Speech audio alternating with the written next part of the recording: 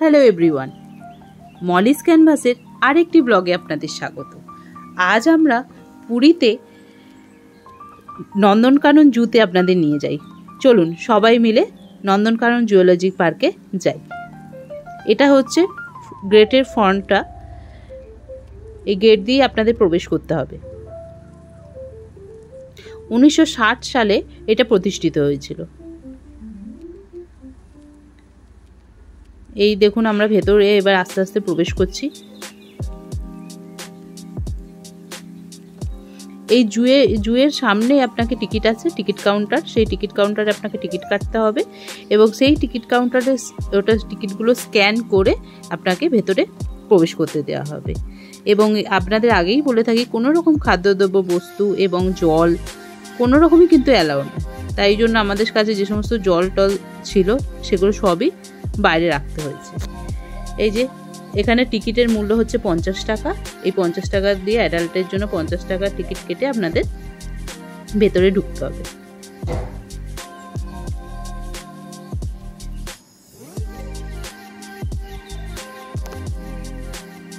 চলুন তাহলে ভেতরে এবার প্রবেশ করা যাক। এই যে ঝর্ণাটা দেখছেন, ঝর্ণাটা বেশ সুন্দর ছিল। ঝর্ণার সামনে দাঁড়িয়ে সবাই সেলফি তুলছিল। এই ঝর্ণার লেফট সাইড করে আপনাদের এন্টার করতে হবে, এন্ট্রি হচ্ছে এই দিকটা থেকে।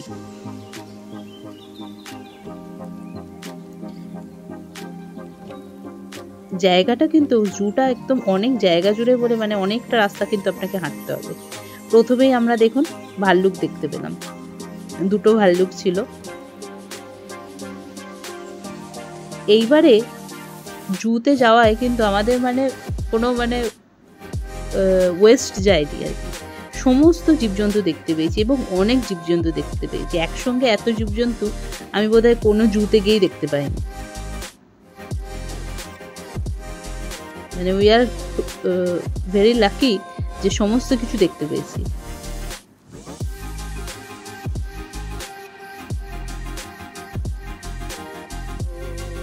এরপর আপনার রাস্তা দিয়ে যেতে যেতে এনাদের দেখা পেলাম।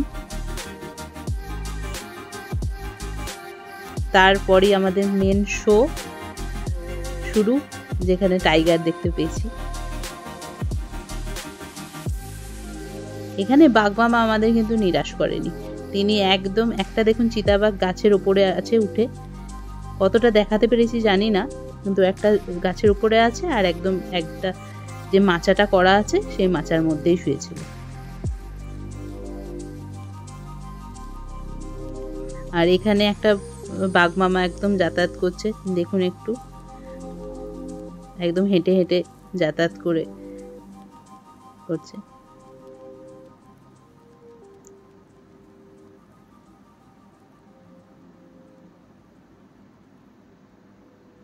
একবার এই পাশ করে হাঁটাহাঁটি করছেন তিনি।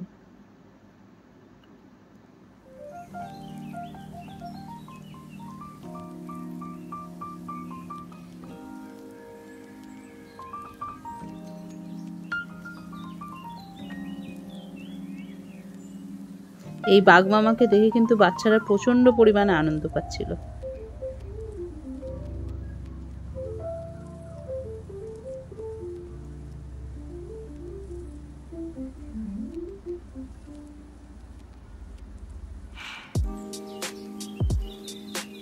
এবারে জুতে গিয়ে যে 50 টাকা টিকিট কেটেছে পুরো উসুল হয়ে গেছে। সমস্ত জীবজন্তু দেখতে পেয়েছি। এরপরই টাইগ্রেস দেখতে পেলাম আমরা সামনেই, একদম সামনে। এনারা আমাদের একদম নিরাশ করেননি, একদম স্টেজের উপর উঠেই বসে আছেন।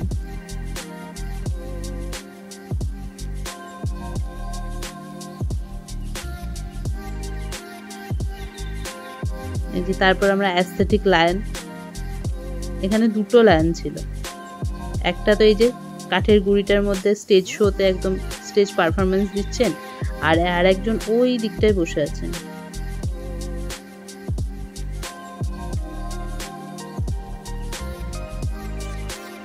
এই যে লেফটে দেখতে পাবেন, লেফট সাইড করে আরেকজন আছে।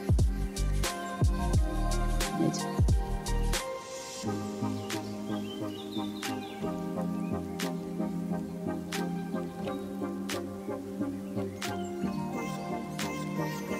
আর আরেকটা এই যে সোজা যে রাস্তাটা, এই সোজা রাস্তার বরাবর একটা বাঘ শুয়েছে।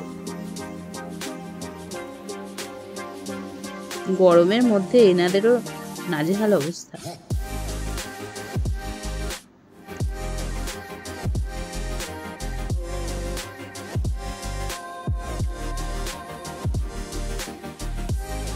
এরপর আমরা একটা মানে হচ্ছে টাইগারের ফ্যামিলি এখানে রাখা আছে, অঙ্কিতা অ্যান্ড কাবস করে।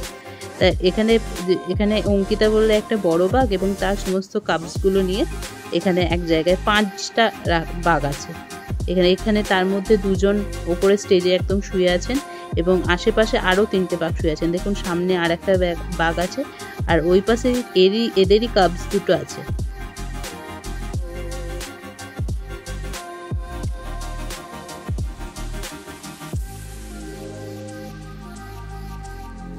এই যে অঙ্কিতা অ্যান্ড কাবস। এরপর আমরা চলে গেলাম যেখানে কুমির আছে। এত কুমির একসাথে আমার দেখা তো প্রথমবার। আমি কুমির দেখেছি 1টা 2টো 3টে 4টে দেখেছি, কিন্তু এত একদম মেলার মতো শুয়ে আছে এরকম আমার দেখা প্রথম। দেখুন এবার পরপর শুয়ে আছে।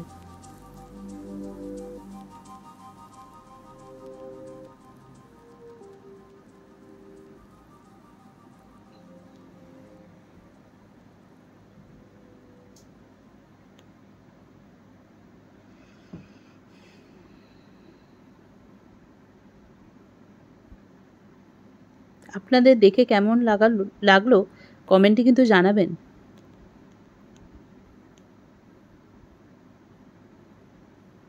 এরপর আমরা ওই টাইগারগুলো দেখে একটুখানি অন্য সাইডে গেলাম আরও ডিয়ার এগুলো দেখার জন্য।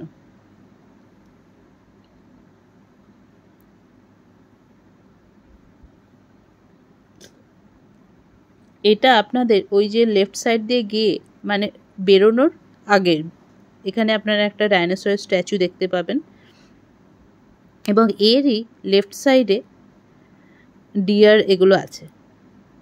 এখানে সবাই মিলে ফটো তুলছে। এটা মানে one type of selfie zone বলতে পারেন। এখানে এসে নন্দনকানন জুতে যেতে সবাই এখানেই ফটো তোলে। এই দেখুন পুরো একদম এত ডিয়ার একসাথে, মানে আমি গরু এত একসাথে দেখেছি, এত ডিয়ার একসাথে কখনো দেখিনি। দেখুন মানে অগুন্তি, গোনাই যায় না।